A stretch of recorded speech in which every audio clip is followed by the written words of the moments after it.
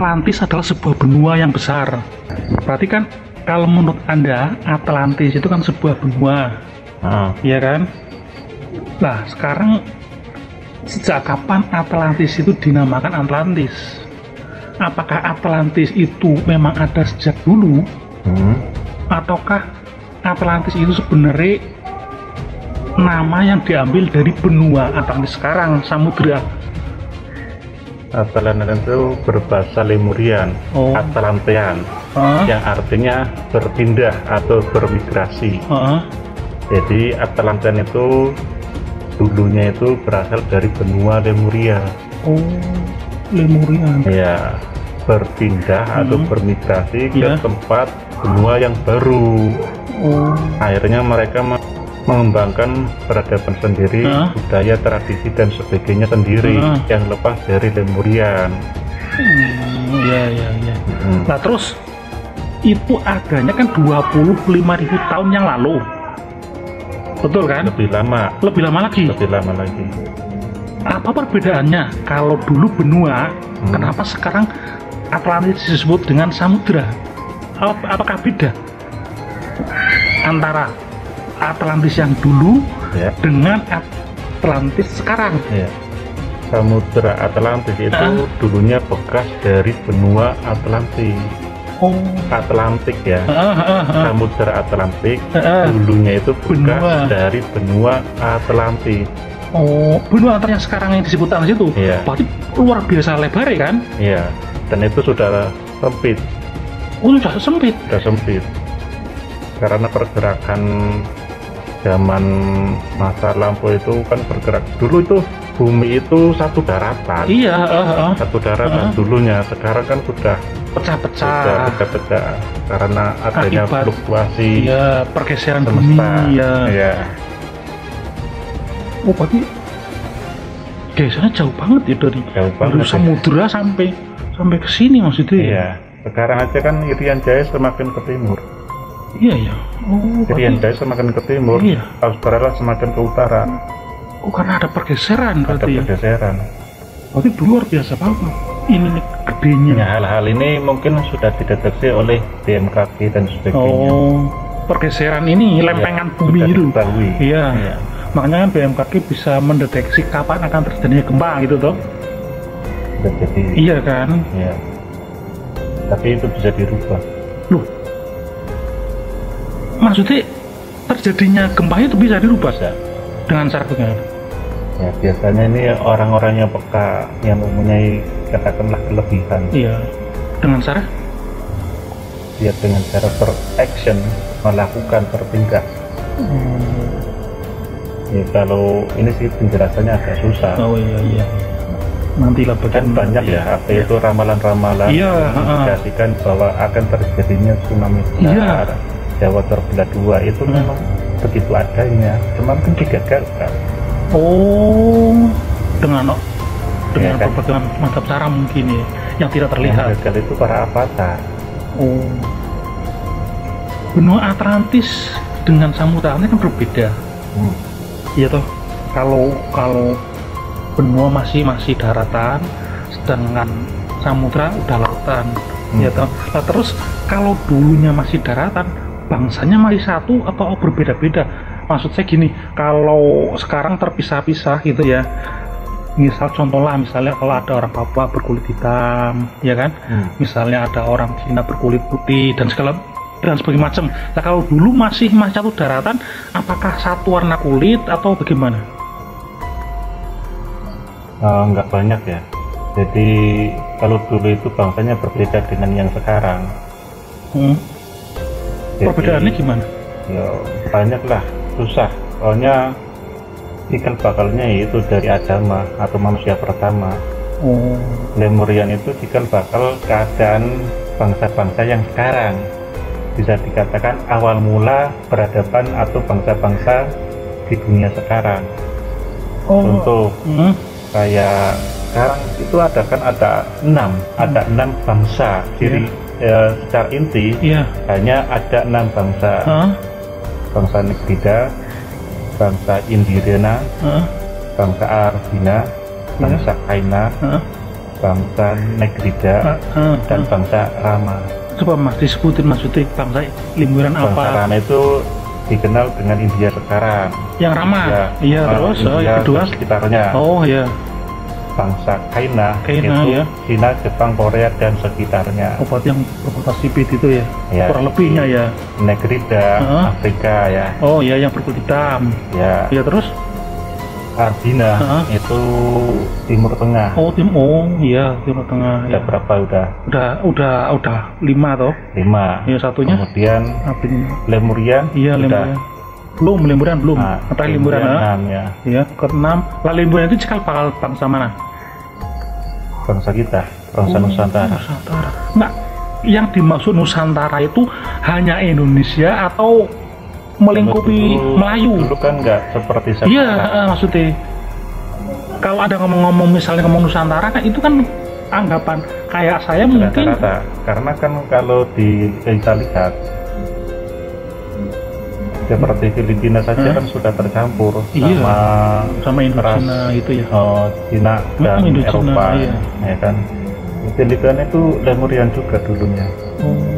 Termasuk Asia Tenggara itu Lemurian. Iya, kalau misalnya Asia Tenggara kebanyakan Melayu, berarti kemungkinan yang dimaksud bangsa Lemurian itu Melayu, kemungkinan ya. Bisa dikatakan begitu, tapi itu keturunan yang keberapa ya. Jadi sudah tidak murni Lemurian. Beda nggak maksudnya antara bangsa Lemurian yang dulu dengan sekarang? Dari fisik contohnya misalnya kalau dulu tingginya berapa secara fisik dulu? Normal ya seperti kita. Sama berarti? Ya. Terus dari 6 bangsa ini, suku bangsa ini yang Anda katakan itu ya, yang paling unggul mana? Yang paling apa? Paling unggul? Bangsa Yahudi sekarang. Enggak, maksudnya kan ada Lemurian, Arbian, terus ya Negrida gitu kan? Jadi katanya kan Yahudi nggak masuk. Jadi nggak masuk, itu kloningan atau perpaduan antara Arabina dan bangsa Lambeka. Jadi Lemurian itu mengkloning 6 bangsa, ya kan, yang tidak disebutkan itu dari bangsa Lambeka. Lambeka itu dicampur DNA-nya dengan bangsa Arabina, Ardina atau sekarang Arab, memunculkan DNA Yahudi. Lambeka itu yang memberikan pengetahuan ke peradaban masa lampau, karena mereka suka akan teknologi. Itu bangsa Lambeka ini. Cuman bangsa Lambeka ini tidak diperbolehkan tinggal di bumi. Tugasnya sudah selesai. Jadi Lambeka itu tidak dikloning oleh bangsa Lemurian.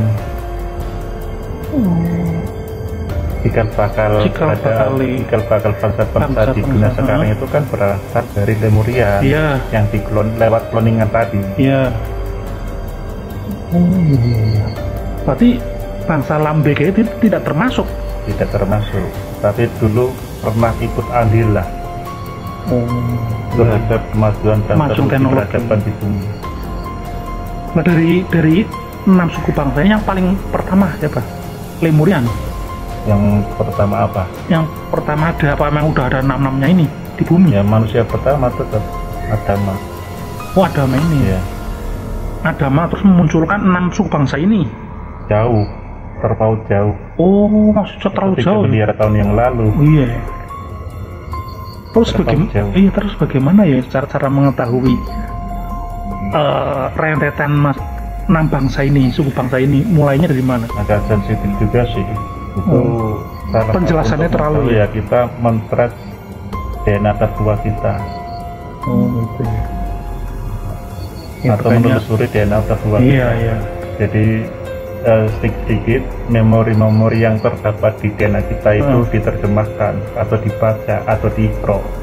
Ya terlalu jauh itu yang pembahasannya nanti dulu ini yang nanti ya. Nggak, kita sekarang membahas masalah suku bangsa Atlantis ini aja.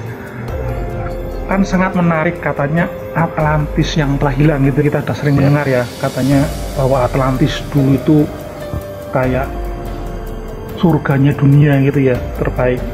Makna dari surganya dunia itu apa? Ini menjawab dulu tentang makna tentang surga dulu ya. Iya. Jadi surga itu sesuatu yang enak, sesuatu yang indah, sesuatu yang nyaman, sesuatu yang membahagiakan, itu surga. Jadi selama kita mampu membuat seperti itu, itulah surga, kan gitu. Nah, ketika semua teknologi dan peradaban yang dikelola itu mampu mensejahterakan, mampu membuat orang senang, itulah surga. Jadi teknologi masa lampau itu dipergunakan untuk itu, bukan untuk mengungguli yang lain. Saling mensejahterakan. Digunakan untuk makanya terciptalah surga tadi, kan begitu. Terus kan maksudnya kan gambaran yang ada dalam pikiran orang sekarang, maksudnya kan Atlantis itu benua yang sangat subur, teknologinya maju, tadi memanfaatkan teknologinya dengan benar dan baik, tepat guna gitu, bukan untuk saling menguasai, bukan saling untuk memonopoli. Berarti bisa dikatakan bahwa teknologi zaman dulu itu lebih maju dari zaman sekarang. Ya, berdasarkan subjektif kita itu. Mengenai objektivitas itu kan berdasarkan kesepakatan memang. Terus kalau Anda mengatakan demikian, apa bukti bahwa teknologi zaman dulu maju zaman sekarang yang dapat real gitu loh, maksudnya yang bukti nyatanya, salah satu contoh gitu loh, adanya peninggalan batu ya, dan itu hasil teknologi mereka. Salah satunya batu elemen patera. Itu batu apa? Batu yang diproses dengan unsur logam, tanah, air, dan sebagainya, dengan pemanasan suhu yang sangat tinggi. Apakah orang zaman sekarang nggak bisa membuat batu seperti itu? Terlalu panas mungkin. Maksudnya belum ada yang berapa Fahrenheit atau berapa derajat lah itu? Suhunya harus membuat batu logamnya juga belum tentu ada ya. Logamnya? Ya mungkin kayak kalau zaman dulu ada yang, kalau saya pernah dengar kan, pernah dengar nggak cerita Zulkarnain? Zulkarnain itu ya. Grafin, tahu grafin? Grafin itu apa ya? Grafin itu batu. Grafit. Granit. Kalau granit kita tahu. Granit itu yang buat tembok ya. Beda. Jadi tubuhnya atau gini bajunya Gatot Kaca itu terbuat dari grafin, elastis tapi kuat, sangat kuat. Saya pernah dengar ya, sesuatu yang elastis itu justru katanya kuat gitu loh. Dan itu logam terkuat di dunia untuk saat ini. Grafin. Itu adanya di mana?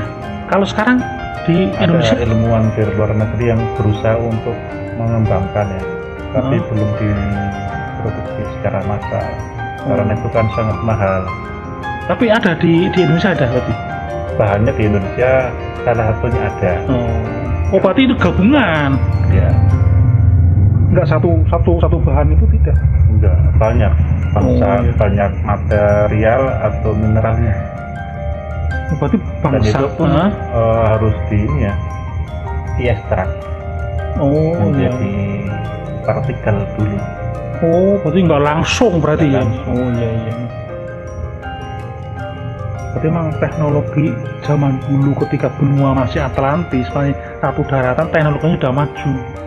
Itu sudah terpecah-pecah. Kalau zaman dulu maksudnya kan, kalau ketika masih. Lah, pertanyaannya dulu pas masih benua Atlantis masih daratan, itu di sistem pemerintahnya bagaimana? Kalau berdasarkan versi kita itu Atlantis masih menggunakan sistem pajajaran pada masa pemerintahan atau kerajaan Raja 1 dan 2. Raja ketiga ini melenceng. Berarti pajajaran itu bukan kerajaan tapi sistem pemerintahan. Sistem apa ya? Semacam sistem sekarang apa ya? Bukan politik sih, tidak menggunakan sistem politik, intinya gitu. Hanya sistem keteraturan saja. Sistem itu kan aturan, ya kan. Kalau aturannya sekarang kan sistem politik. Kalau dulu sistem kesejajaran tadi. sama rata gitu sama ya. Rata ya, tidak ada pemimpin ya, nggak ada rakyat, semuanya saling asi asuh. Loh, terus bagaimana kalau nggak ada pemimpinnya bagaimana?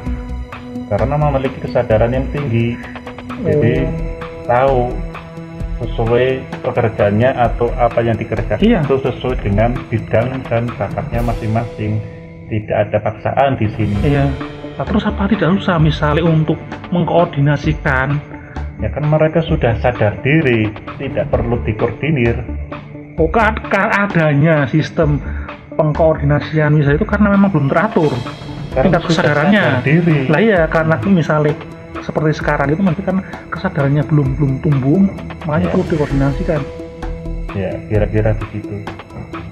Jadi yang paling utama saat ini adalah menumbuhkan kesadaran terlebih dahulu, sehingga tidak ada saling gontok-gontokan.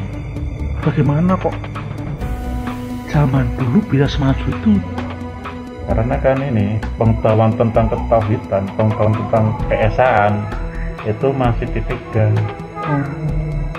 Nah sekarang sudah dikotak-kotakan oleh sistem agama.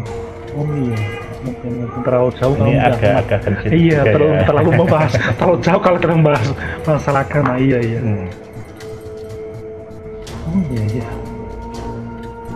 Ini bagaimana bisa ya? Sistemnya sudah semaju itu gitu loh, nggak butuh pemimpin.